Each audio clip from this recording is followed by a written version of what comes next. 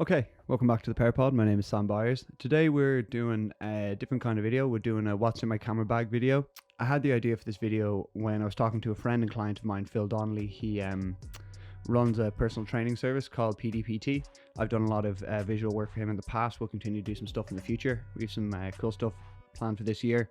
But basically we started talking about pricing and stuff, and one of the things he said is that when I hire you, I'm not just hiring you as a videographer for the day. I'm hiring your expertise, I'm hiring your experience, I'm hiring your gear, which obviously is a big one.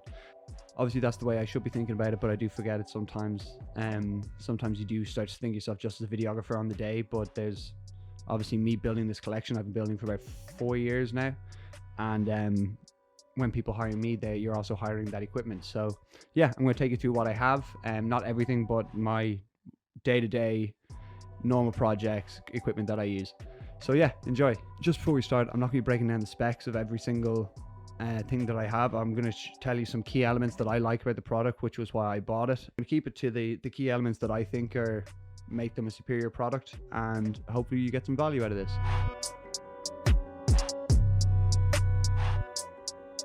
Starting off with cameras, my run and gun day-to-day camera is the Sony A7S Mark II. This is a great camera both for photo and video. I use it for both. I'll run some photo and video over the top here of some stuff that I've taken with this camera. Video-wise, one of the big things I like is obviously the picture profiles. Shooting on log in post-production, it just means that when I color grade it, colors pop even more. I'll put up a little clip now of what a video looks like when it's shot on log, and then what it looks like after it's been color graded, just so you can kind of see the difference. But that's definitely a big factor when I thought about camera bodies and stuff, just because of how good Sony's picture profiles are. So yeah, that was definitely a big factor. A couple of problems I've run into with this camera, just issues that I've found with it. One, the viewfinder is very small. I'll show you a way I counteracted that and what I bought to kind of counteract that. But the viewfinder is very small. It doesn't flip around, so sometimes being able to see if you're totally in focus is difficult. But yeah, I'll show you. I have something that I bought which helps me kind of counteract that. Also, the battery life isn't great. I have 5 batteries for this camera, and I probably get like 30 minutes shooting with each battery, which is okay. But with my other camera body, that I have, the Lumix GH4, one battery will get me 2 to 3 hours of shooting 4K video. So it's definitely one of the downsides of the Sony, but one I'm happy to deal with because of all the benefits that I listed out. In terms of memory, I have a Sony 256 gigabyte SD card. The reason I like this memory card is because the micro SD is actually removable from the SD body, which means I can quickly plug it into my drone, or if I need something else that requires a micro SD. But it's all kept in one place, so it's just convenience is definitely a big thing for me when it comes to shooting, especially when you're running and gunning. You don't want to be thinking about all these things.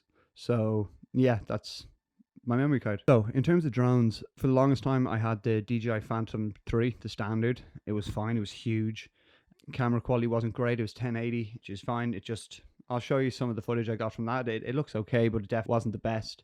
And then this Christmas, I actually got a gift from a coworker of mine who bought me the DJI Mavic Mini. Kylie, thank you so much. You're crazy for that, buying me that for Christmas. Kylie's famous for her gifts, and it's definitely appreciated, and one that will get plenty of use. So thank you, Kylie. Obviously, this drone shoots in 4K. It's tiny compared to the other drone. Can fit in my bag very handily. The wings fold out and fold in, which makes it even more portable. So it's definitely encouraged me to bring my drone out more, because with the Phantom it's just such a hassle. You'd have to be driving, it has to go in the boot. It's something I could very easily pack into my camera bag. So definitely gonna help me or encourage me to shoot more aerial stuff now when I'm out and about. So thank you, Kylie. Okay, in terms of lenses, I have 2 main lenses that I use. First being an 18-105 f4.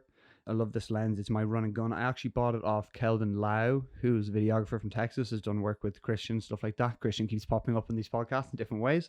But yeah, I met him down at Summer Shredding, and I was like, look, if you're selling that lens, I'd really like to buy it. And I did, and I love it. Definitely for vlogging or anything else like that, it's just such a reliable lens, and the picture quality is great. It's very stabilized, so something I use for the majority of my shoots at some point. So yeah, definitely a recommended lens for me. And then for those more cinematic shots for picture and video, I use Sony 50mm 1.8. This allows me to get a much deeper depth of field. I'll put up some examples here of video and photo that I've shot with this lens, so you can kind of see the difference.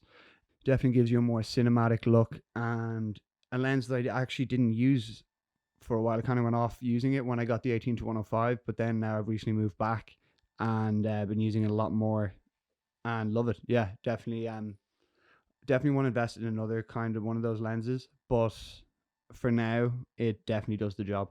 So my latest pickup is this filter. It's a Tiffin Black Pro Mist filter.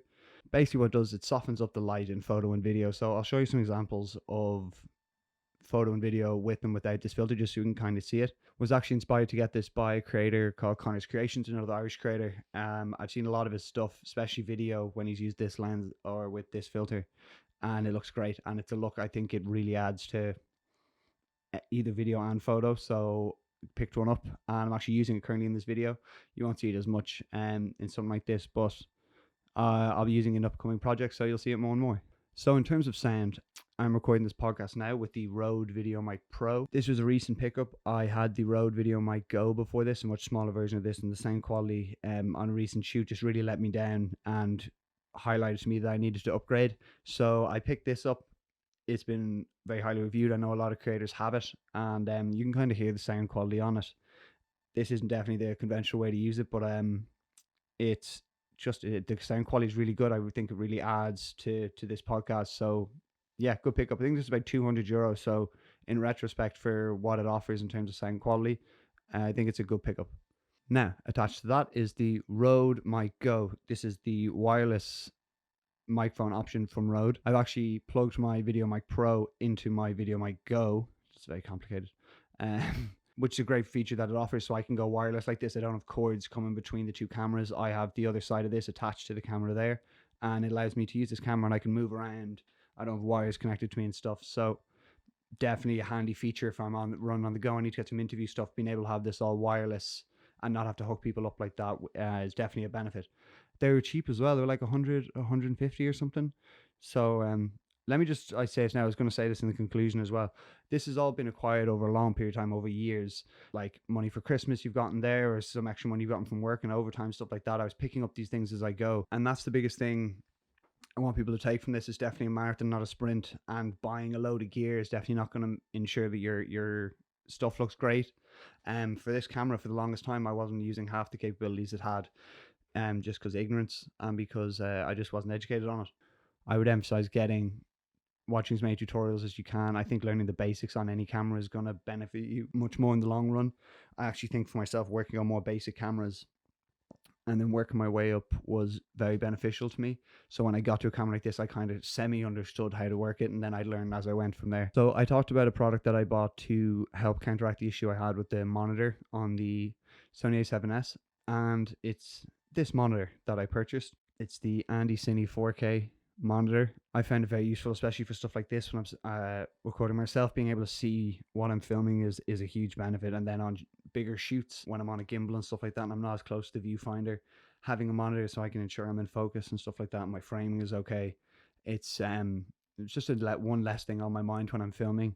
So great pickup again, not expensive. I watched a lot of videos and found one. This was recommended in a number of them, and it was good value, so I picked it up. And with what I'm shooting now, it's definitely very helpful.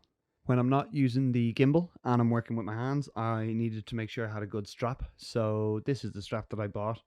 I'm not sure what brand it is. It's like a knockoff brand, I think. I think it's actually a hand luggage strap. But the reason I bought it is for these hooks that it has on either end that hook perfectly into the hooks in my camera, which means that I can, if I need to go from gimbal to handheld very quickly, or I'm on a shoot where I need to change cameras, especially if I'm doing photo and video at the same time, having a strap like this that's very easy to take on and off has been a huge benefit. So I bought this about a year ago and I love it. So yeah, that's my camera setup right now. Obviously there's a few other bits that have lights and stuff like that, but that's not stuff that I bring on a run and gun shoot, and I don't want this video to be like 25 minutes. So yeah, I'm really going to try and bring out one episode a week of the Pear Pod. Thank you to everyone who's watched it so far.